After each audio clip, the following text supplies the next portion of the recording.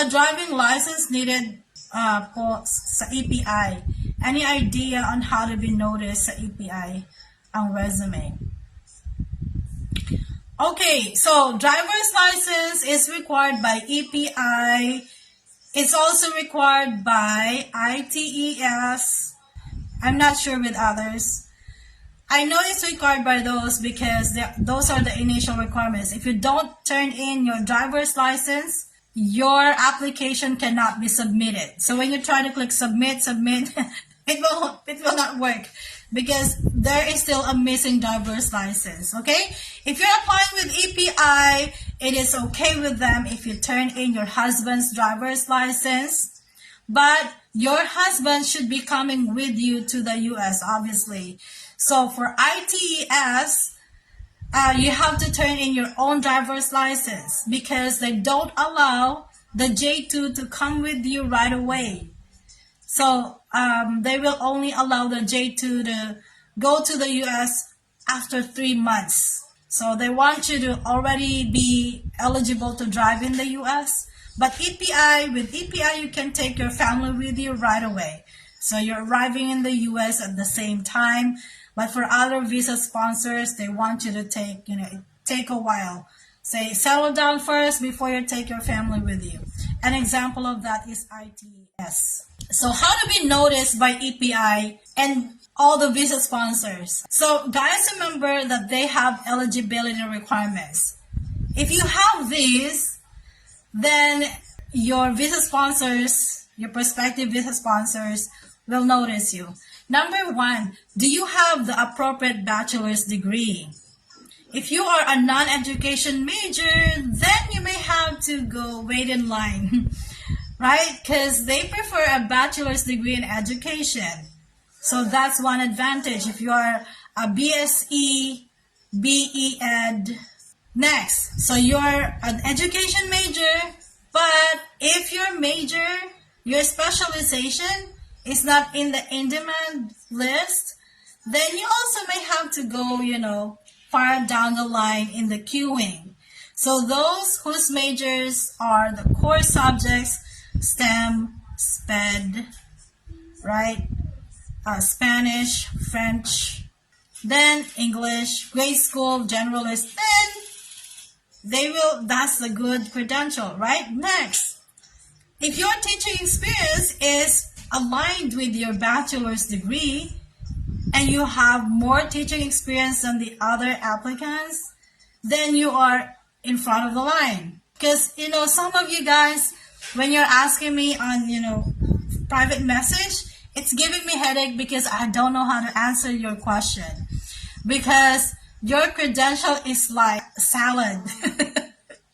Your bachelor's degree is not education. Okay, you took a course, education unit, so you can have your LET. So for instance, I know you can choose like a major. Suppose when you took the licensure exam, your major was, let us say, Hele, right? So that's your major. And then your teaching load is not Hele. So first of all, Hele is not an in-demand subject. And then your teaching load is not even Hele.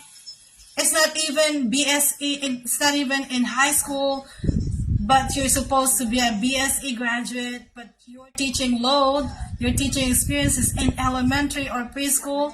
I really don't know how to respond to your questions because, I don't want you to be discouraged, but with that kind of credential, not vertically aligned, if there's a queuing, if there's a line, you'll be towards the end of the line. So, you'll be very attractive to the visa sponsors if you have a vertically aligned credentials and it's aligned with your teaching experience and the post you're applying for. For instance, I'm a BS physics major, right?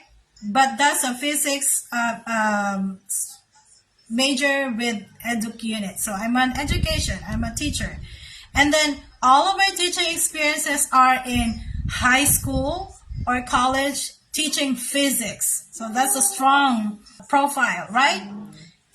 If I have master's degree also in physics, then my profile is even stronger.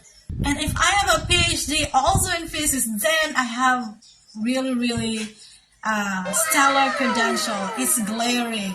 I will be noticed by the visa sponsors.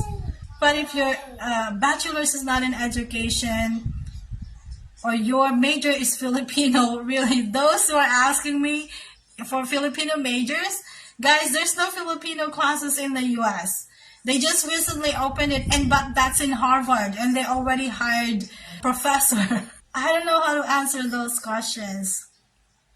So that's why I'm saying, if you really want to teach in the US, like you really want it, so you are resolved in doing whatever you can just to be eligible, start requesting for a teaching load that is aligned to your bachelor's degree. So if you are a BSE graduate but teaching in grade school, I'm sorry, especially with EPI, they will tell you right away, oh, you need to teach in high school for 2 years first. You can go back to us when you already have that experience. That's what's going to make your credential noticeable, very attractive to the visa sponsors. Okay, I hope I answered your question. Bank statement needs at least 2,000 US dollars. What if I don't have that amount, but instead I have properties under my name? The 2,000 US dollars really is for your allowance in the US for the time when you're not earning yet. So if you don't have your salary yet, what money are you going to use for your utility, for your groceries? This is for your living expenses. That's why they want you to have it. So this is not a money, an amount that the visa sponsor is going to take from you. This is money just to make sure that you can sustain yourself while your work has not started yet. So there is no other option. You have to have that 2,000 US dollars. It's equivalent in your local currency. It doesn't have to be a dollar account. So it's really required. There's no work around it. The properties that's under your name, you can turn it in for your proof of home ties. How many questions they ask at the interview? So really it depends on the interview. If you're referring to the interview coming from the school principal or the district, no, it can be up to 5 questions, and they're usually situation specific. So they're no longer the general questions. They will give you some situation and they will ask you, how will you respond to this situation? What will you do? Something like that. I already posted, my recent posts on my YouTube channel. They're mostly about interviews. I have also a separate video on interview tips. So if you haven't subscribed to my YouTube channel yet, guys, please subscribe, like my videos. That's one way for you to support me.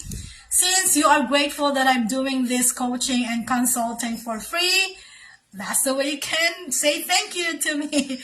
Anyway, you're not forced to do any of those. It's fine if you don't want to do them. I don't mind.